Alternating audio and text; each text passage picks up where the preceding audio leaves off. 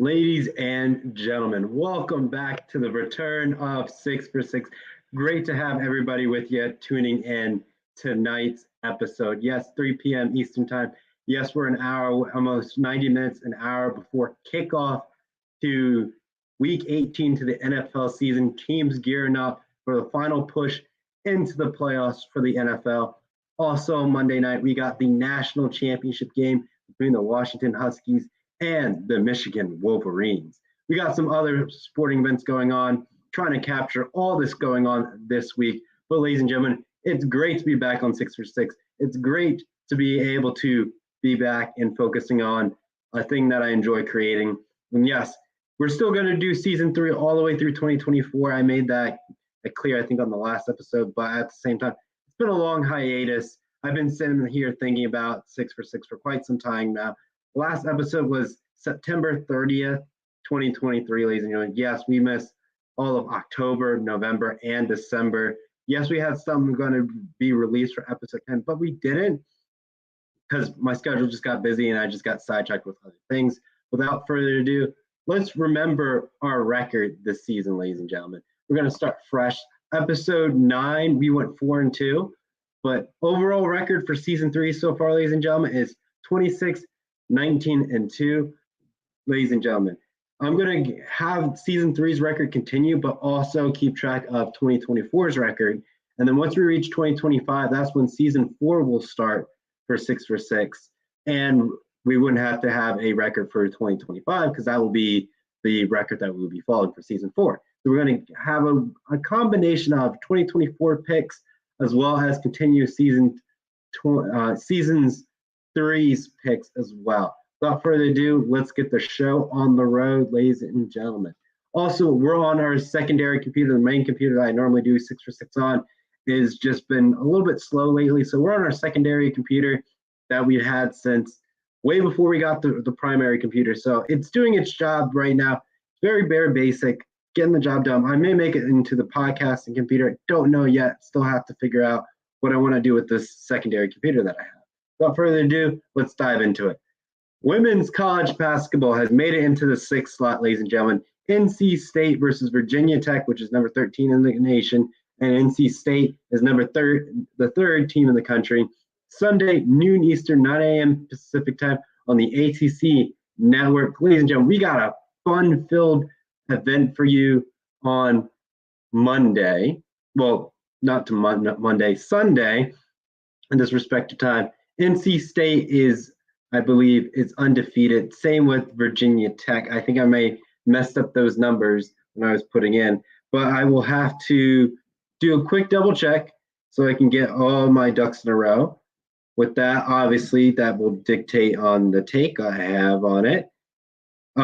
Ladies and gentlemen, let me correct that. Virginia Tech is 11-2. With that, like I said, fact check is very important. We want to give you the best and accurate information on that. But NC State has been undefeated.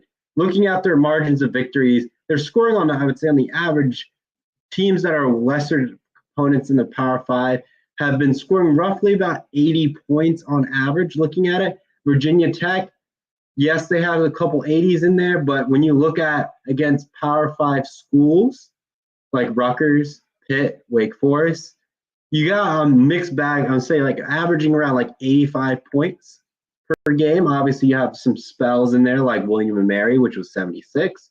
But if you look at NC State, they had USF with 66 and Liberty with 80. So you can see mixes up. Virginia in there for NC State when they played was 72-61. So as you can see, both ball clubs will put up points in the 70s and 80s. Let's make that clear. This is going to be low 80s, high 70s matchup. But also, if we look at Florida State women's, they took NC State into overtime in that scenario, which was 88-80. NC State wins. So I'm looking at this ball club in this game for basketball for the women's for NC State to pull this one out. Let me make it clear. They're going to pull this one out. But I think I can see another, a 70-80 performance. And I think NC State's going to get roughly probably close to 82, maybe 81. I could see 85, and Virginia Tech is probably going to be 76, I'd probably say, or 82. I wouldn't be surprised on that scenario based on the points that they're projecting, but it's always the defense that's going to be critical in this scenario. When you have teams that can score a lot, but can those defense make key critical turnovers that will change the tide of this game? And I think the NC State women, the Lady Wolfpack, will be able to get this job done. So I'm giving the dub to NC State, ladies and gentlemen. Next up, we got some NHL in the fifth slot. We got Flyers, Penguins, Monday. If you don't want to watch the national title game, we got some hockey for you. No, Monday, January 8th, 7 p.m. Eastern, 4 p.m. Pacific time on the NHL Network. I'm not I wouldn't say I'm not big into hockey. I'm still understanding it and appreciating the game. I have it on my New Year's resolution is to go to an NHL game. I went to a watch party in Tampa a while back, a couple of years ago, which was a great experience because they were in the Stanley Cup final. So being in an environment like that is second to none. At a watch party in a stadium to watch a team in the Stanley Cup finals. But like I said, the goal this year is to go to an NHL game. Yes, I'll take pictures and post it on 6for6 so you guys can see it. But that is one of my goals. And I could go tonight, but the weather is not in the ideal scenario. I don't know how the weather's going to shake out because we had some flurries and the weather's cold and I just don't want to deal with it. I know the season's not running out, but like going to a game is very important. I would say, like I said, it's on my New Year's resolution to get more sporting events out there, take pictures, post on 6for6 and call it a day, right? Buckeyes games, take pictures of that, post that on 6for6, which I've done. Obviously, road games, I'll be doing more of 6for6 content for sporting events that I go to, take pictures and posting out on 6for6. And we'll throw it in as an honorable mention game that I'll be at and attending. And as 6for6 grows, we'll go from there. But for this game, ladies and gentlemen, the Penguins and Flyers, you got to go with my home team in Philadelphia. Yes, there's biased opinion, but they're on a 4-game losing streak. So I think they're going to turn it around, and they're in Philadelphia. Pittsburgh, out of the last 5 games, only lost 1. So as you can see, Pittsburgh is a solid hockey club in this scenario. We're doing very well. But if you look at the Flyers, they lost to the Columbus Blue Jackets in overtime. So, well, not in overtime. It looks like in a shootout, I would say, which I'm assuming what it stands for is a shootout in that scenario and why they end up losing. But as you can see, ladies and gentlemen, the Flyers are on this 4-game losing streak, and they were close to beating the Blue Jackets. So I would say, in my surprise, I could see them going all the way. However, let's keep this in mind. However, the Penguins like to score goals.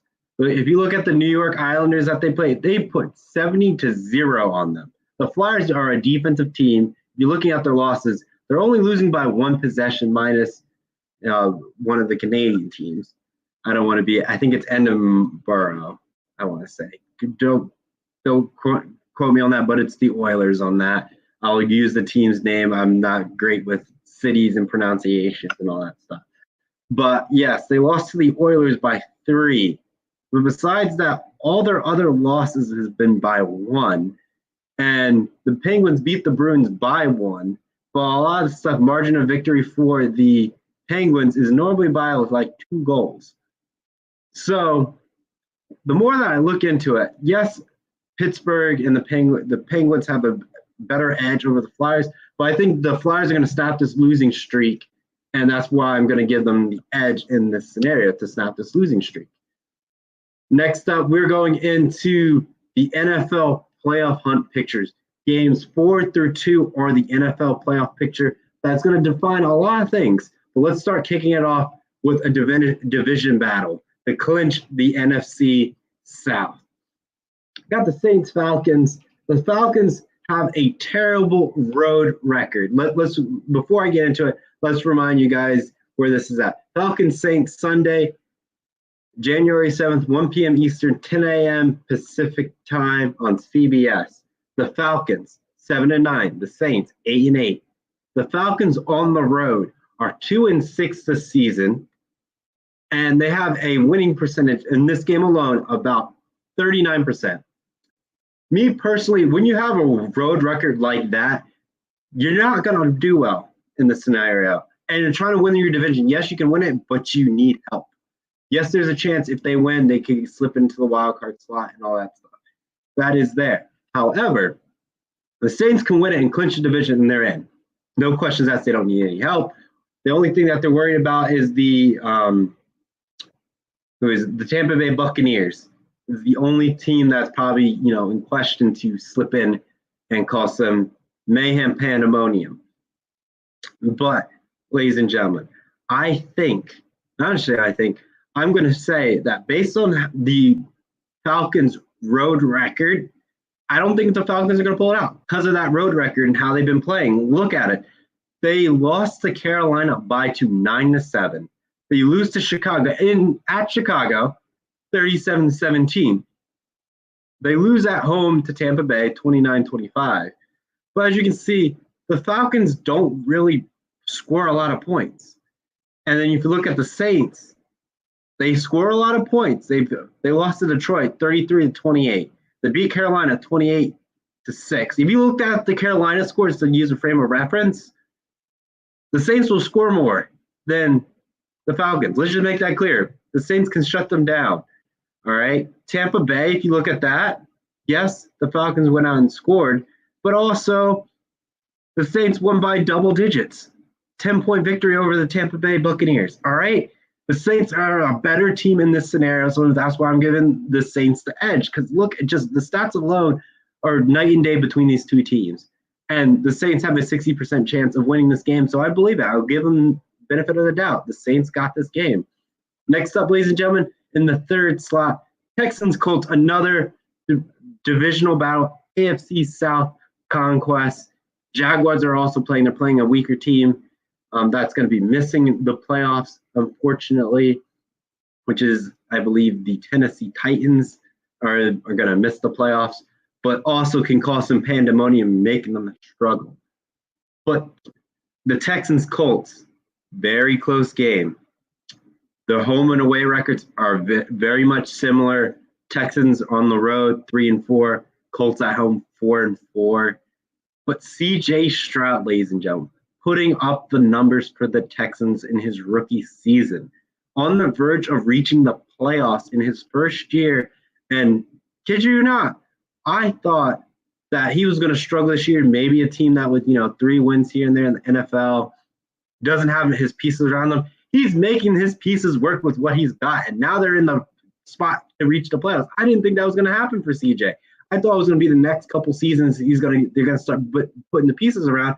Well, based on what he's gotten so far, prime candidate winning Rookie of the Year in the NFL, like leaps and bounds. Him reaching the playoffs would basically seal his fate as winning Rookie of the Year in the NFL, in my opinion.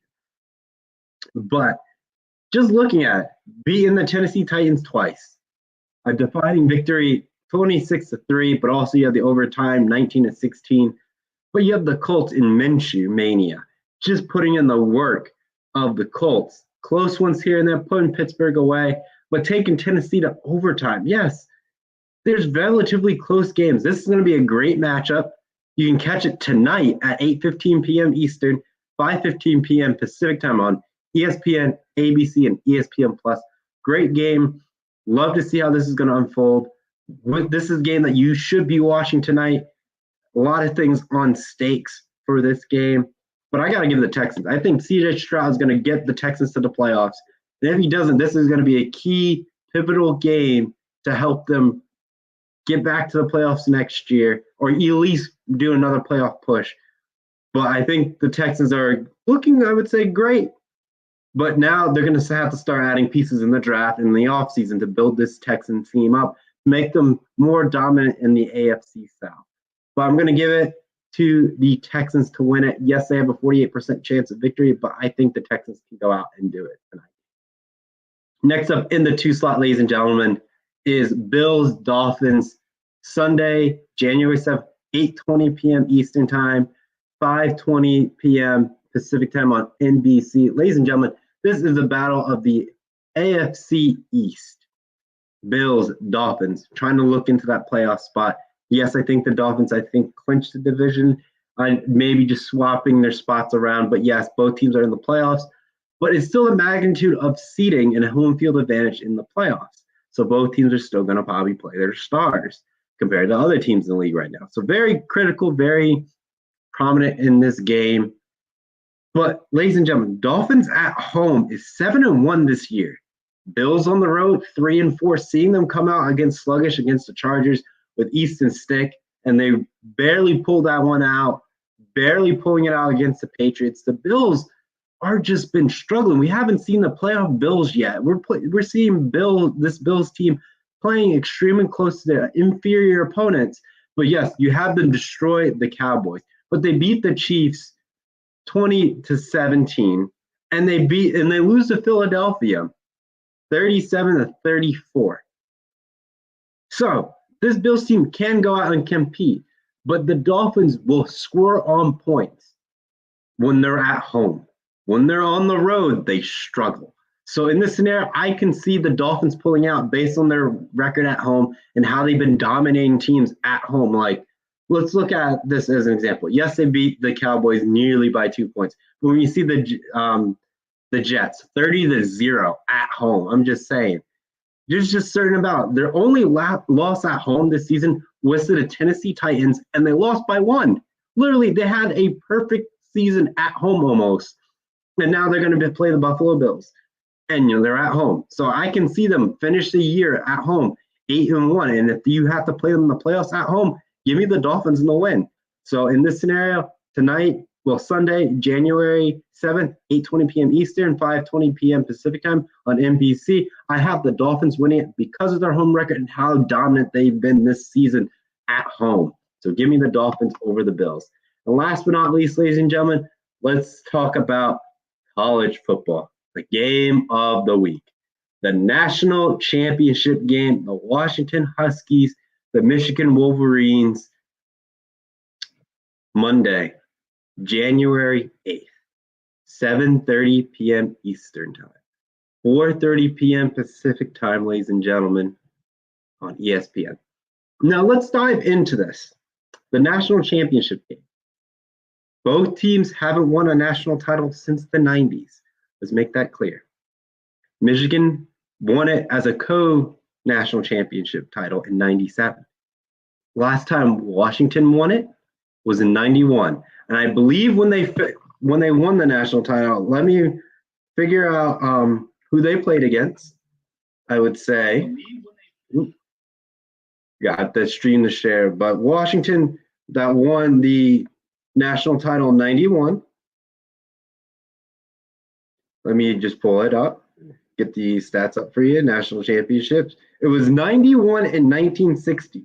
But let's look at the matchup in their, I would say, in their national title appearance, if I can find it. I think it was against Michigan, but let's see who it was.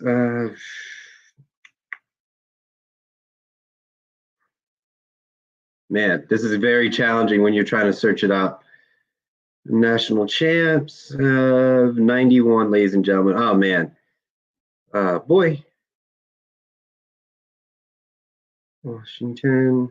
But yes, with this as I look this up, we're just looking at the two quarterbacks, J.J. McCarthy and Max Penix Jr. Two quarterbacks. One was a Heisman finalist who got robbed from it, in my opinion. I thought him beating Oregon was enough to win the national title game. No, not the national title game, to win the Heisman. Because we saw in the past that a lot of the Heisman Trophy finalists already have a shot at the college football playoffs. Yes, USC and Caleb Williams fell short and got eliminated. And yes, you have years where the Heisman Trophy final winner doesn't play in the national championship or the semifinal playoff games, like Lamar Jackson, as an example. However, majority of the time in other years, you have seen them there, and I thought Max had to do it. Let's look at his stats. This year is 4,648 yards passing, ladies and gentlemen, with 35 touchdowns and 9 interceptions. A phenomenal year. Almost 5,000 yards passing. Great numbers. Great Heisman numbers, I would say. But if you look at J.J. McCarthy, he's nearly close to 3,000 yards passing, 22 touchdown passes, and 4 interceptions. It doesn't make up for the mistakes that we saw in the Rose Bowl of what that Michigan team was doing. Yes, their defense can be smashed around. They beat Alabama's line. And yes, Washington can do it. But if you look at Washington, they've been playing one-score possession games. Literally, Michigan has been doing the same for the last couple of those games. If you have my money on the line, Washington, ladies and gentlemen, will pull out all those one-score victories. They've been on this hot streak. They are undefeated because of that. Games on the wire. They have the ball. They will win the game. Michigan, you can say the same thing as we saw in the national title game, but the turnovers, the muff punt that we saw in the Rose Bowl, it's unforgivable in that scenario. Yes, with Texas and all was going down, but Michigan was making mistakes in the semifinal playoff game. Yes, you just can't do that in that scenario. Mistakes in those games will cost you. They were very fortunate that Alabama didn't capitalize on that muffed up punt. If they would have capitalized on that, Michigan would be at home right now because of that muff punt. And they did, I think, had it twice in that game. 2 muff punts and an interception. Washington would have capitalized on that and would have won the game. And Michigan would be out. That's all I'm saying on that. Michigan can't make mistakes in this game because Washington will go down because they have a high-powered offense, will drive down the field, and punish you for it. Yes, I can be biased because I'm an Ohio State fan and all that stuff, but also it just doesn't feel right with the scandal going on in Michigan, having them in the college football playoffs, and if they win the national title, and then the NCAA turns around and strips them of this national title and the wins of this season, and I feel like the players will be upset about it because they did all this work just for the NCAA to shortly after to turn around and say, well, your scandals, like all this stuff is happening. Well, we're going to pull all this and you're going to take away your national title and your undefeated season. Like, you should have did that way sooner so you didn't crush the young student athletes' hopes and dreams and all that stuff if the NCAA decides to do sanctions on Michigan for the scandal. Obviously, we'll have to see what they end up doing. But it's just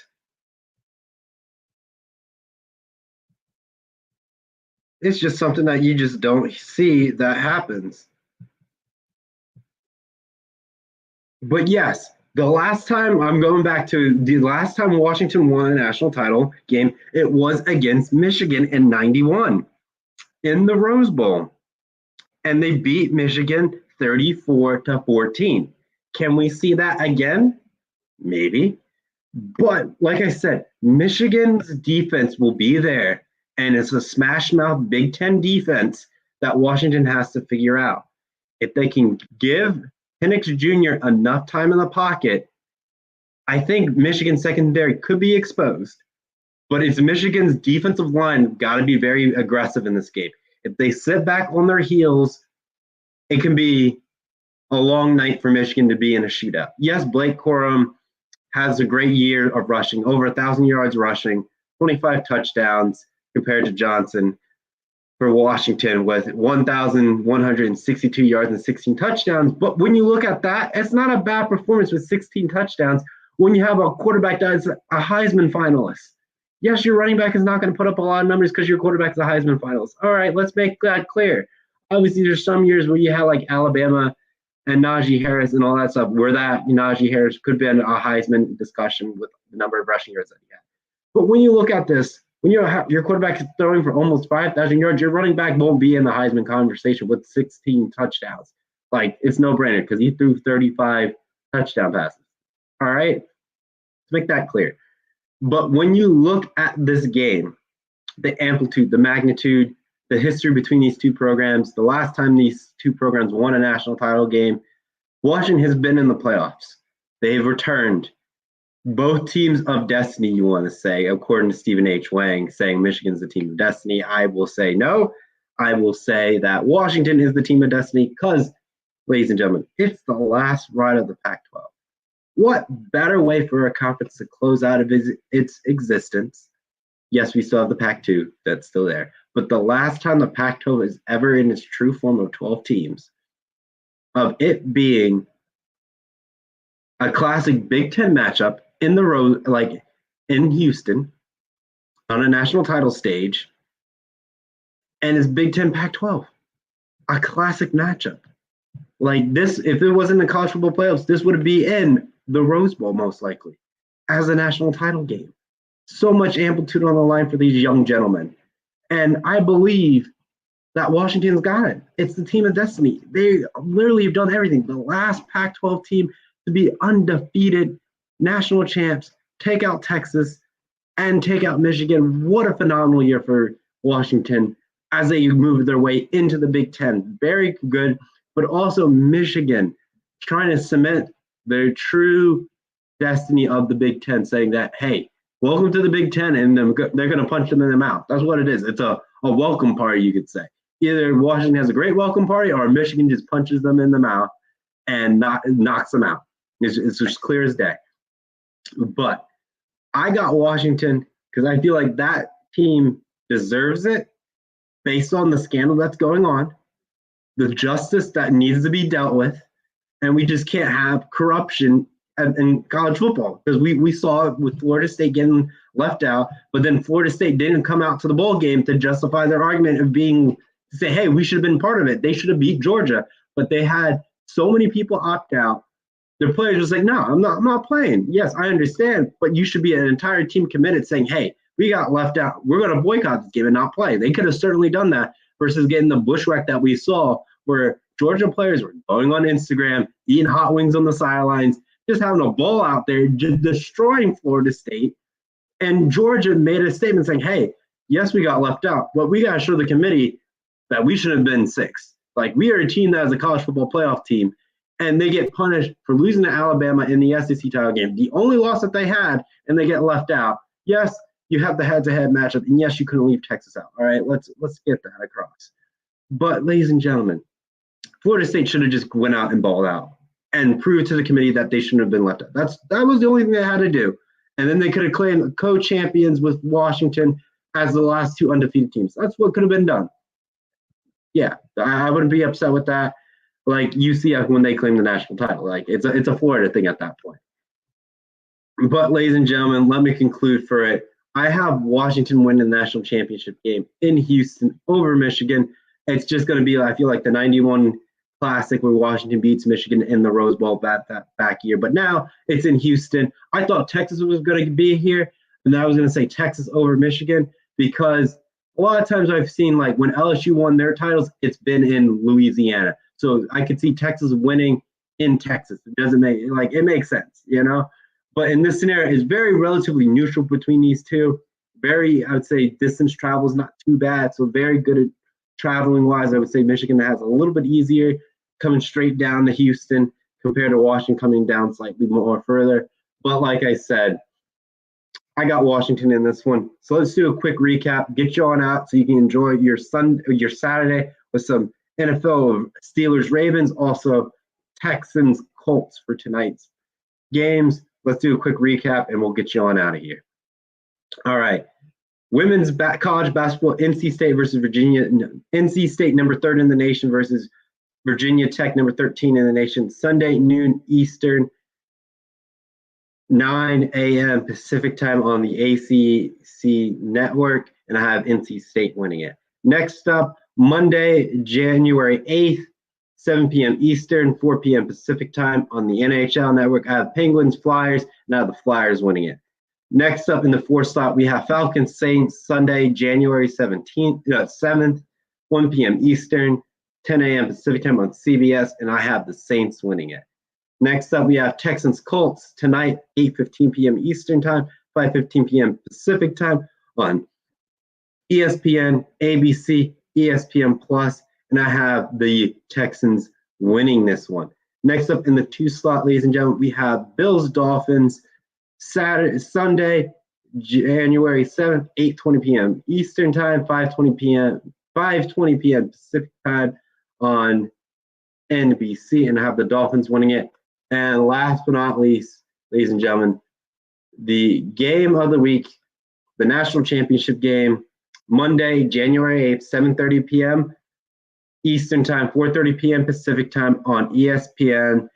I have Washington beating Michigan for the justice that we need to correct this season. Without further ado, ladies and gentlemen, Season 3's record so far is 26, 19, and 2, and Episode 9's record during the last time we aired was 4, 2, and 2. So hopefully we continue this winning trajectory. Like I said, I'll be going out to more sporting events, taking pictures, posting on 6for6, and just building a following so people can say, oh, he's going to games, commentating on that, going into it, taking pictures. It's a win-win. Without further ado, thank you so much for tuning in, and we'll catch you on next week's episode of 6for6. And glad to be back, everyone. See you soon. Take care for now, and enjoy your weekend. So long for now. Bye-bye.